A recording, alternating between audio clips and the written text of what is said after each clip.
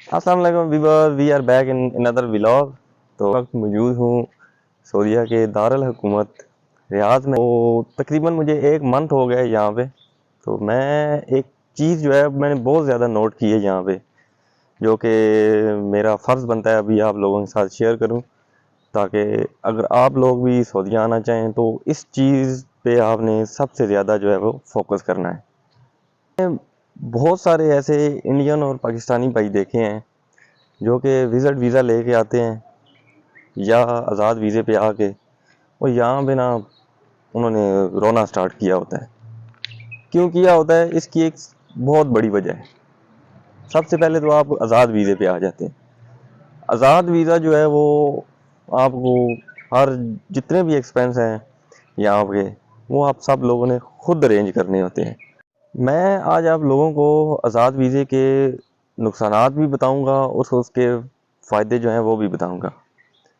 ठीक है, क्योंकि आज़ाद वीज़े का यहाँ पे नुकसान ज़्यादा है और जो नफ़ा है वो है, लेकिन वो नुकसान के मुकाबले में बहुत कम है। सबसे पहले तो आप लोगों ने सोचना है कि अगर आप यहाँ पे आज़ाद वीज़े पे आ रहे हैं तो आपके पास कौन सी ऐसी स्किल है जो यहाँ पे आके आपको सरवाइव करें, मुश्किल पेश ना आए। अब सब भाइयों से गुजारिश है कि अगर आप सब लोग मेरे चैनल पे नए हैं और चाहते हैं कि रोज़ इस तरह की अच्छी इन्फॉर्मेशन आपको मिलती रहे, तो सबसे पहले मेरे चैनल को सब्सक्राइब कर लें, वीडियो को लाइक करें और कोई भी आपका सवाल हो वो कमेंट सेक्शन में जाके मुझसे आप पूछ सकते हैं।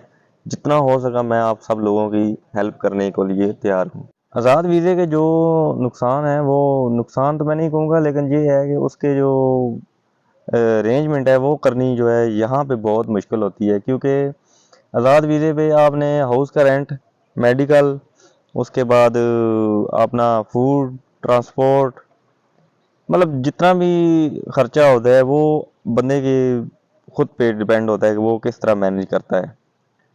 तो दूसरी तरफ अगर आप जाएं तो कंपनी के वीज़े पे आपको कुछ कंपनियां ऐसी भी हैं कि वो आपको फूड भी दे रही हैं, अकोमोडेशन भी दे रही हैं, अकामा भी आपका दे रही हैं, मेडिकल, ट्रांसपोर्ट, मतलब एवरीथिंग दे रही हैं। और वापसी पे आपको टिकट भी वो दे देती हैं एक साइड का। तो आज़ाद वीज़े में ऐसा कोई सीन नहीं है। लेकिन कंपनी का ये है कि जितनी उन्होंने मतलब सैलरी जो है वो आपकी सिलेक्ट कर दी होती है या वो आपको एक मंथली पे दे रहे होते हैं तो वही होती है। उसके साथ अगर आपको कोई बोनस दे रहा है या आपको ओवर टाइम दे रहा है तो वो भी आपके लिए बेस्ट है। आज़ाद वीज़े में ऐसा नहीं है। आप सोच लेंगे आज़ाद वीज़े में अगर आप आ जाते हैं प्लम्बिंग के वीज़े पे, ठीक है, या पेंट के वीज़े पे आ जाते हैं, मतलब आपके पास स्किल है इस तरह की, तो आपने वो काम करना है और अपनी मर्जी से करना है। लेकिन वो काम आपका 50 रियाल का भी हो सकता है, 100 का भी हो सकता है, 500 रियाल का भी हो सकता है। तो इस लिहाज से आज़ाद वीज़ा जो है मेरे मुताबिक जो है वो नहीं लेना चाहिए। क्योंकि आज़ाद वीज़ा जो है वो आपने कभी आपकी दिहाड़ी लग जाएगी, कभी नहीं लगेगी। तो उससे बेहतर है कि आप अगर कंपनी के वीज़े पे आते हैं तो आपकी 2000 भी सैलरी लग जाती है। तो वो मेरे ख्याल में 2024 में सबसे बेस्ट है आपके लिए। क्योंकि 2024 में सऊदीया में कंपनीज का वर्क जो है वो ज़्यादा है और आज़ाद बंदे जो हैं वो कंपनियां जो है वो कम ले रही हैं, या जो जितने भी कफ़ील हैं वो आज़ाद बंदों का कफाला भी करने से अभी कतरा रहे हैं। क्योंकि यहाँ पे आज़ाद वीज़े पे कफाला करवा के तो काम उनके पास करते नहीं है, फिर आज़ाद होते हैं, जाहिर सी बात है उन वो इंडिपेंडेंट है, जाके अपना खुद का काम करेंगे, कफ़ील के पास उन्होंने नहीं रहना।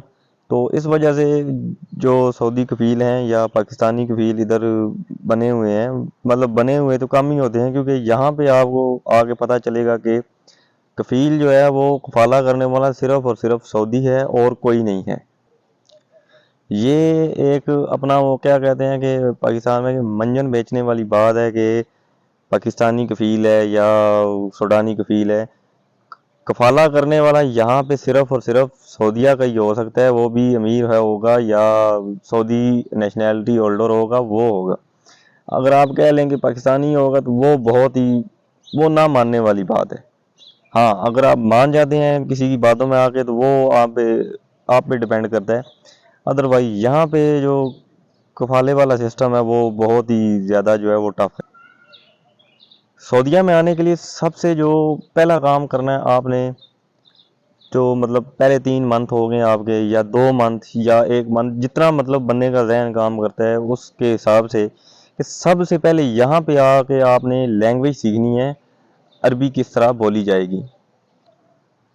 क्योंकि किसी भी मुल्क में आप चले जाएं तो अगर वहाँ की आपको लैंग्वेज आती है तो सबसे जो बड़ा पॉइंट होता है लैंग्वेज, वो अगर आपने सीख ली, जितनी जल्द सीखेंगे उतना जल्दी यहाँ पे कामयाब होने के चांस होते हैं। क्योंकि मैंने ऐसे भी प्लम्बर देखे हैं जो अरबी जो है वो इस तरह बोलते हैं कि वो समझ नहीं लगने देते कि वो अरबी हैं या पाकिस्तान से उनका तल्लक है, उसके बाद बांग्लादेश और इंडिया से। जाहिर सी बात है अगर आपको डीलिंग करनी आती है अरबी में तो तब तो आपके लिए बेस्ट है आपका आज़ाद वीज़ा। अदरवाइज़ मैं आपको कंपनी का वीज़ा रेकमेंड करूंगा कि अगर आप कंपनी के वीज़ा आपको मिल सकता है तो आप कंपनी के वीज़े पे आएँ। कम से कम पहले जो 2 साल हैं अगर आप बाहर आना चाहते हैं तो आपको कंपनी के वीज़े पे आना चाहिए, ताकि आपको यहाँ के रहन सहन का पता चल जाए, लैंग्वेज आ जाए आपको। उसके बाद आपको मतलब यहाँ पे सरवाइव करने का तरीका जो है वो आपको समझ आ जाए। अभी मैं आपको अपना ही बता देता हूँ कि मैं यहाँ पे आया हूँ कंपनी के वीज़े पे, ठीक है।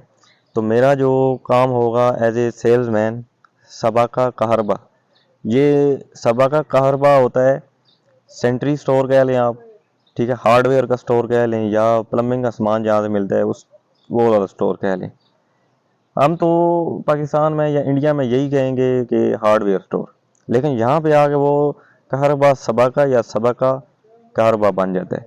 तो ये बहुत बड़ा डिफरेंस होता है। तो मैं कोशिश करूँगा कि जितना हो सके मैं इस चैनल पे आप लोगों के लिए इंफॉर्मेशन लेके और आपके साथ शेयर करूँगा, ताकि अगर एटलीस्ट अगर आप आज़ाद वीज़े पे आ भी जाते हैं तो आपको ऐसी चीज़ों का पता होना चाहिए कि अगर आप किसी के साथ डील करते हैं वो आपको कहता है कि लेट्स सपोज के मेरा खल्लात ख़राब हो गया है। अभी खल्लात जो है वो सिंक के ऊपर जो नल लगा होता है, जिसे पंजाबी में टूटी भी कहते हैं।